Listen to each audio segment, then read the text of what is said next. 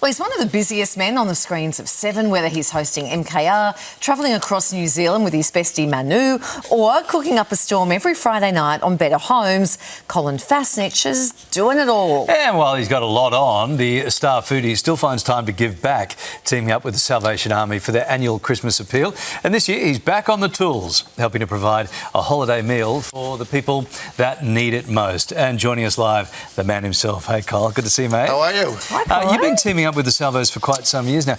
This is the Christmas meal, mate. It is so important. Mate, for 30 years, so Pork Australia has been with the Salvos, giving them the pork, all the food. I think I've been cooking for 15 years. It's one of the smallest kitchens ever. I do it down in Surrey Hills, the Friday the 19th before Christmas.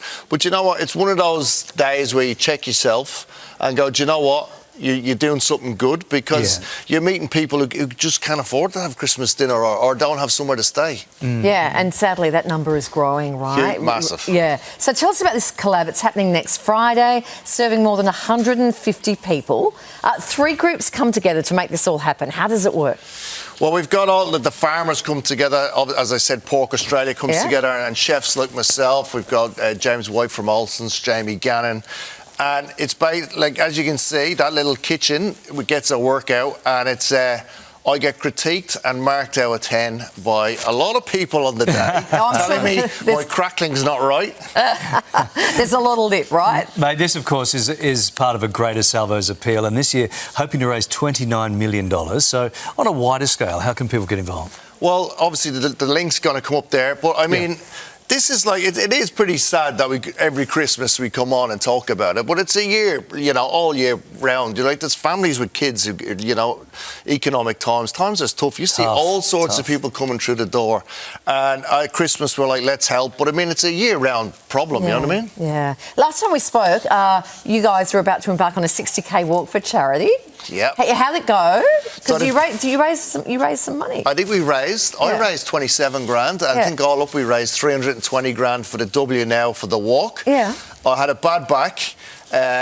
It was very hard this year. 30 k's in, I was getting a bit wobbly because it was one of the hottest days. Yeah. And then my feet swelled, so I cut the top off my runners. I made a little incision. You did? Yeah, well, I'm now an athlete. This is with the Irish boys. We had Ty Connelly on.